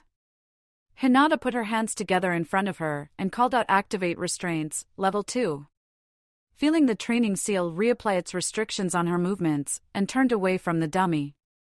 A session of training that left her too exhausted to think was a good thing, especially with her current goal in mind. She walked through the empty Hyuuga compound. The bustle of the village was almost inaudible this far in, and her Byakugan's range could only spread so far, so she was alone with her footsteps and the creak of the floorboards. She left the dojo, passing through the gardens, and entered the main branch's home building. There, she walked through the hallway, up the stairs, and stopped in front of a certain door. She willed herself to move, but couldn't. She grit her teeth. It was always like this. It had been months since she'd first been able to walk past the door, a full year before she had first been back inside. Mustering the necessary will was hard. But she had a purpose. Taking in a breath, she put her hand on the doorknob, willed her fingers to stop shaking, and turned. The door to her parents' room opened. She walked quickly, not looking at the bed, Byakugan off, keeping her eyes focused on the bookshelf along one wall. She scanned the volumes quickly. Most important books were kept in the Hyuuga library, and some in a well-locked vault she couldn't get into yet, so most of the titles she saw were of novels her parents had been reading, or anything they had been researching at the time. One particular scroll, however, was considered too sacred to be stored outside the clan head's immediate presence. She found what she was looking for, and reached up to it. This would be her first time moving anything from the room. She could almost feel eyes on her back from the bed, watching her, and without looking back she grabbed the scroll and ran out the room, slamming the door behind her. Only then did she activate her Byakugan, and confirm that she was alone in the compound. She took the scroll into her own room and shut the curtains, ensuring a dark environment. She pulled the stopper out of the scroll. This was something she needed. Something that was expected of her, as the clan's heir. And more importantly, it was something she knew Neji had never learned. Hinata rolled out the summoning contract on her bedroom floor, and put a kunai to her finger. 34 days after Wave Mission, Sasuke flew. Encased in giant purple armor, he rose hundreds of meters above the landscape and looked down to see Itachi rising to meet him. He thrust his hands towards his older brother, and an arsenal of glowing knives and swords flung themselves towards the rising Uchiha. Itachi dodged, darting between the weapons easily and at one point running up the length of one's blade to gain height. Great balls of flame surrounded him as he rose above Sasuke, then called Ultimate Nova Explosion. And sent a ball of flame at Sasuke big enough to outshine the sun. Sasuke moved his hands and drew water from a nearby lake, draining the basin to create a liquid barrier between him and the fireball. The jutsu clashed with a deafening boom. The attack didn't hit him, but his shield was vaporized anyway, so Sasuke moved to fling the boiling steam towards his older brother. Then Itachi appeared through the gas, a tornado of wind surrounding him that reminded Sasuke, briefly, of Hinata's rotation. Itachi blitzed past his sibling and put a palm on his armor, and with a wordless shout, a blast of power flung Sasuke back towards the earth. He slammed into the ground, creating a crater wider than a building, and immediately jumped to his feet. He made to jump out, but Itachi called out Terra Prison. And the ground around Sasuke shifted. He glared upwards with a howl of outrage as the earth buried him alive. He then woke up on the glade of a clearing with a start. "Oh, come on," he grumbled, climbing to his feet. Itachi was smiling at him from across the clearing. "Have fun? I don't get how deliberately hallucinating is going to help me put people unconscious." Sasuke replied, pouting. Genjutsu is all about subtlety, manipulating the chakra through an opponent's brain. Itachi explained. The easiest place to start is with your own. But how did you still win? Itachi smiled. In part because you believed I would. Did you notice how I was calling out bogus jutsu names? It granted my actions a bit more legitimacy. Your subconscious was more convinced it would work. Obviously, in a real genjutsu fight, you would be refusing to go along with the hallucination, and I would be trying to put you under something that you didn't notice or couldn't tell apart from reality. This was just to get you used to the feeling. Can't I just point my Sharingan at someone and make them punch themselves? Suddenly Itachi was behind him, cuffing him on the back of the head. Hey! Never take the quick and easy route. The Jonin admonished. Well, don't make things unnecessarily complicated on missions, but never avoid putting in effort when training. Sharingan eye contact is a shortcut. It makes it easier to connect with an opponent's mind and pour in more power more quickly. But it is not an instant win. I'm not letting you out there without a good grounding in the basics. Got it, said Sasuke, suitably chastened. Then he winced. Itachi, your shadow clone just killed mine again. Good. Make another one. Sasuke sighed and acquiesced. Shouldn't we be doing physical training with my real body? You work with Guy. Itachi responded. I'm not going to enforce more on top of that. Besides, being able to kill your student with impunity makes a lot of training easier. Always an excuse. Sasuke smiled fondly. So, do we go again? 37 days after wave mission, leaf was cooler than sand. The breeze felt good on his skin. The sun was less oppressive and the winds weren't as strong. It was chilly, in a refreshing way. The people were louder, more annoying, but he supposed that wouldn't be a problem if he killed all of them. Case in point, the small child that had just bumped into him. He looked down at the boy, who gulped. Hi Mr. Gaara. Hissed Temari from next to him.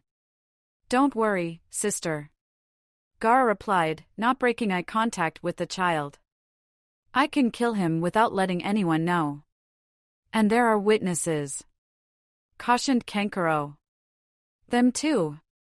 Gaara replied, casually.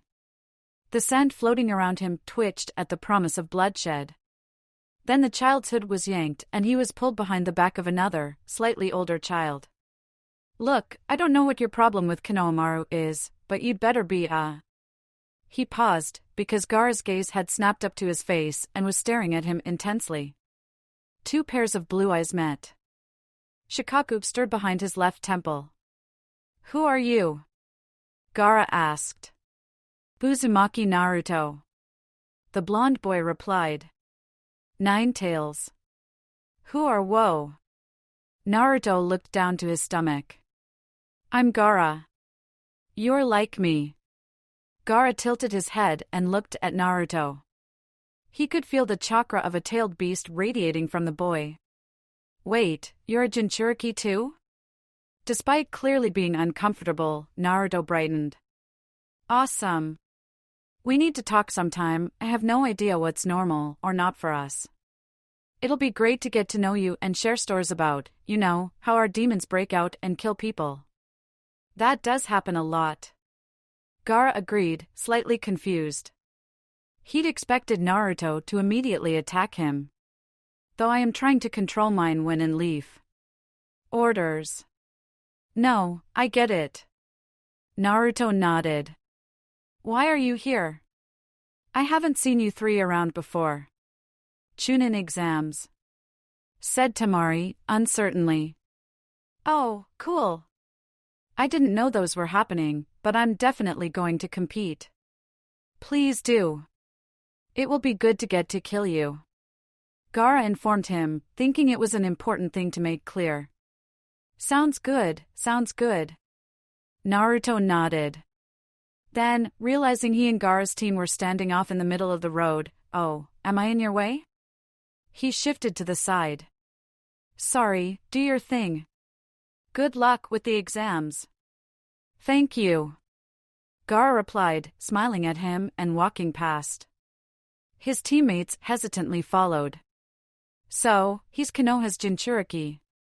Gaara mused. He seems like a nice person. Temari paused as she walked past Naruto. That's the best I've ever seen anyone handle Gaara. Like, ever. Are you really like him? You seem so sane. Naruto went pfft. Wait, really? Huh. Honestly, he seems like a pretty cool guy. I like him. His stomach rumbled and he gulped. Were your eyes always red? Temari asked him. Nope. Naruto grinned. Well, I'm going to go throw up. Nice to meet you. He walked off very quickly towards some trees. Temari shook her head and backed away slowly. So this is why Dad never let me leave Suna. She mumbled under her breath, before jogging to catch up with her brothers. Oh great, a maths test. Chunin exams. The Chunin exams are held biannually, cycling through each of the 5 hidden villages as hosts, and act as a test to see if any genin from the hidden villages are ready to be promoted to Chunin. The specifics of the exams are left to the village hosting, but traditionally consist of 3 parts. The first tests the knowledge and psychological preparedness of the genin, usually through some form of written test, outright psychological warfare, or both. The second primarily functions to pit the genin against each other in a test of cunning and creativity, under the pretense of testing their survival training. The third is almost always a competitive tournament. None, any, or all of the genin who have made it this far may be promoted depending on their performance, no matter how many matches they actually win. The Chunin exams are incredibly difficult, despite well over 100 genin often being sent to compete. Usually only a tiny fraction of that will pass. If any more than 10 pass in one exam, the host village will be looked down on for having low standards. On the contrary, if too few or none of a hidden village's genin pass without good cause, then this can sour diplomatic relations between them and the host village. These issues are exacerbated by the fact that the hosting Kage is the one ultimately responsible for deciding who from the finalists pass. For the competing genin, the rewards are substantial. Not only does the winner of the final tournament receive a significant cash prize, Chunin are given greater freedoms, and permitted to take on harder and more lucrative missions. And for the children of ninja clans, it is often necessary to reach Chunin rank before being considered a true adult, and doing so allows them access to certain clan hidden jutsu they had not previously had access to. The exam is high risk, high reward, however. In stages 2 and 3, it is entirely legal for the genin to kill each other. Hokage's Guide, page 483, written by Sarutobi Hiruzen. Naruto led Team 7 up the staircase. This wasn't through any sort of leadership, he was just the most excited to be there.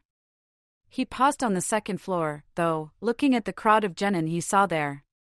Hey, guys! What are you all doing here? Chunin exams? Kiba growled back. Most of the Konoha kids had shrugged off their dislike of Naruto once he'd explained the village's problem with him. Kiba, however, as the one Naruto had pranked the most, other than Sasuke, hadn't really gotten over his grudge. Makes sense your sensei wouldn't think you were ready. Naruto frowned. Oh no, we're attempting it, but I thought it was on the 3rd floor. This is the 3rd floor, said one of the genin, chuckling. Wait, what? Naruto blinked. He looked up to the sign, and it definitely said 3. Wait, no, because, he jogged over to the window and looked down. Yeah, we are definitely only 2 floors up. A few more of the genin walked over to the window and looked down. Hey, he's right. Why is the 2nd floor labeled the 3rd? It's a genjutsu, dumbass. Sasuke called from the staircase, where he and Hinata had paused on their way up. He's right, the Hyuga said, more quietly. Yeah. Duh. Naruto exclaimed. I, of course, noticed that immediately.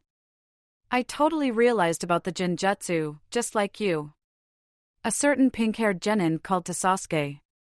He noticed her, gulped, and sidled back behind Naruto. The girl's face fell. I told you something felt wrong. Sakura rounded on Kiba. But no, sign says floor 3 you said. Idiot. Well, maybe if you'd Team 8 devolved into scuffling as a sighing Shino moved to try and split apart his teammates. 2 of the genin gave each other significant glances, and put their hands together. With a poof, the Chunin exam proctors appeared. I am embarrassed that almost worked on so many of you, said one. Let this be a lesson, said the other. You don't always need acute senses to overcome genjutsu. Sometimes you just need common sense. Get your asses upstairs. The 2 vanished. Fucking idiots. Sasuke shook his head, trying not to laugh. How goes their progress? Asked the 3rd Hokage, lighting his pipe. They're coming on in leaps and bounds, Kakashi answered. Sasuke would have passed his Chunin exams if he'd taken them instead of his genin ones. His brother's been going through the basics of genjutsu with him, and his grasp of tactics is what I'd expect of someone twice his years. Hinata's slowly branching out into summoning and lightning techniques, but that's only because she's mastered almost all her clan's hidden jutsu. Naruto lacks his teammates' skill, but in terms of physical strength and chakra he's, well, if you'll forgive the term, he's a monster. He can use the 4th level of the training seal for limited time. Isn't that like swimming through cement? Hiruzen asked, eyes wide. How strong is he? In terms of sheer muscle, stamina and speed, almost on the level of guys not son. I had to subtly open the first gate so he wouldn't beat me in an arm wrestle. Kakashi shrugged. People are calling me lazy for delegating so much of their training, but frankly the results speak for themselves. He squinted. You didn't tell me Jiraiya was back in town. I assumed Naruto had told you? Oh, he did. Though he wanted to check that the fat old man who spied on girls' baths was really one of the legendary Sannin. On the subject of which, did he tell you about his next volume will be released in a few weeks? The Hokage cackled. I've managed to get us both early copies. You're the best, boss. God of Shinobi, don't you ever forget it. They laughed together for a moment.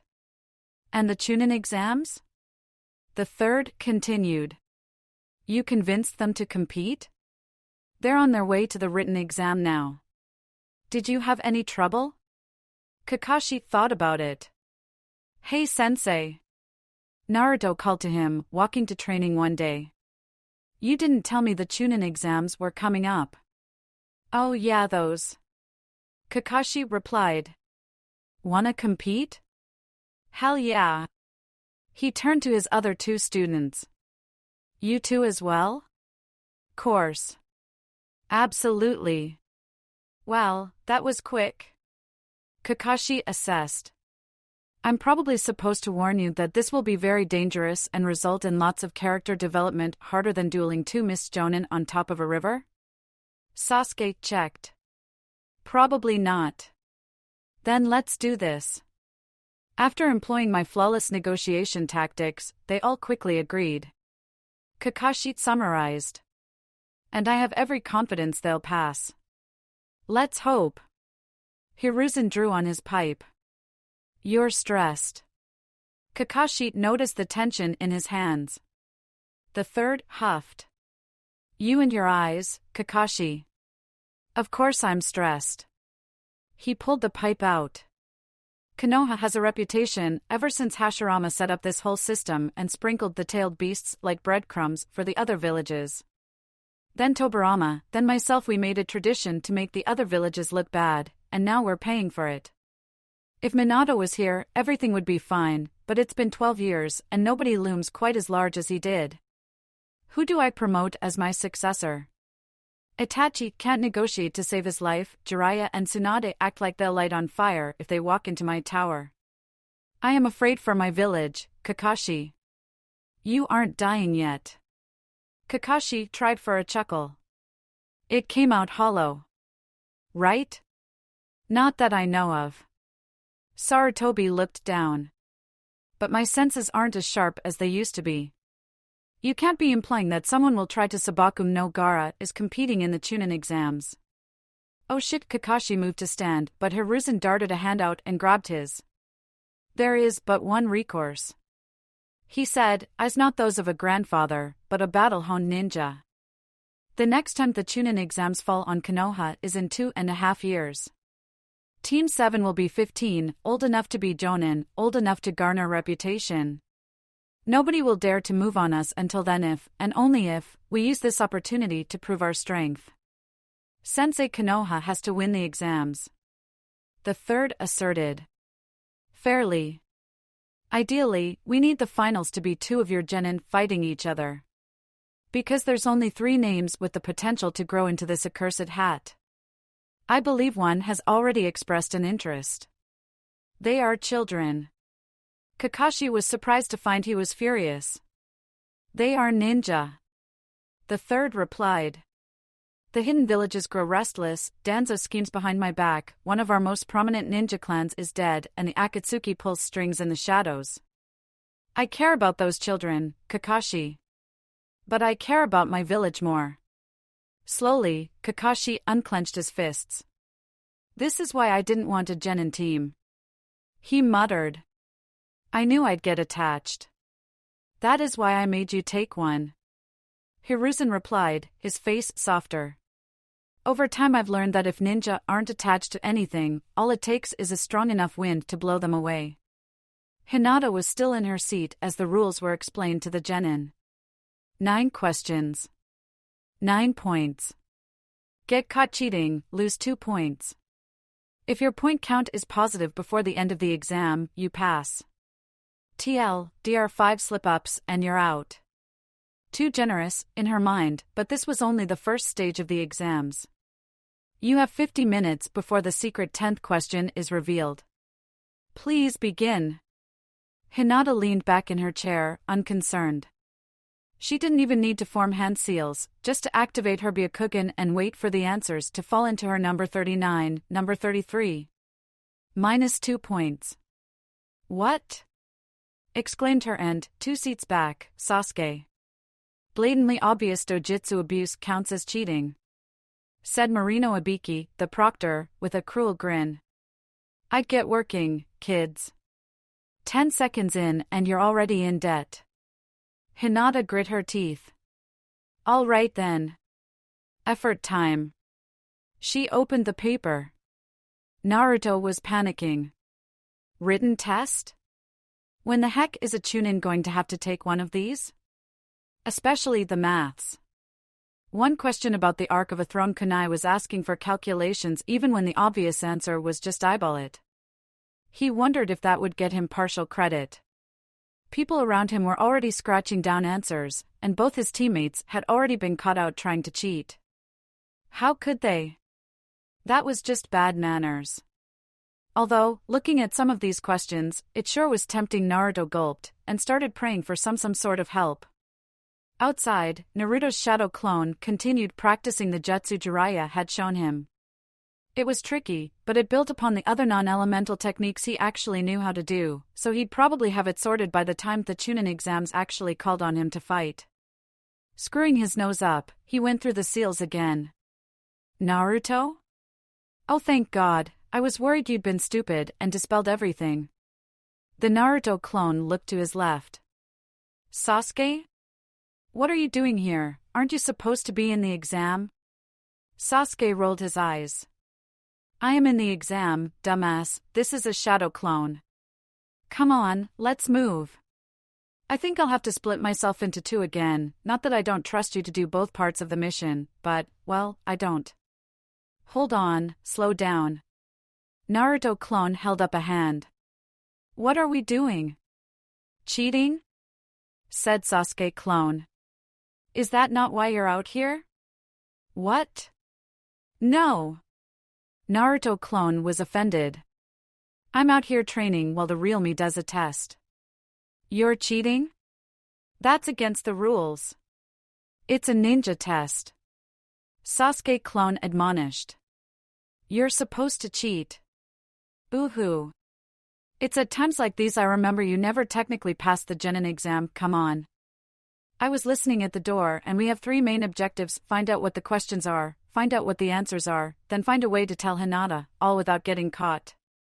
She didn't leave any clones outside, which sucks, because the ability to see through walls would be really useful right now. Konoha has a library. Naruto clone pointed out. We can probably get most of the answers from in there. Which doesn't solve the problem of seeing the question sheets. Sasuke clone mused. If they discover we're the shadow clones of certain genin, they'll probably dock us points. Wait, we have to find some way of getting in there? Naruto clone asked. How? Sasuke, the guards are all Chunin. The head proctor is the head of TNI. Alright, think of it this way. Sasuke clone posed. This is a prank.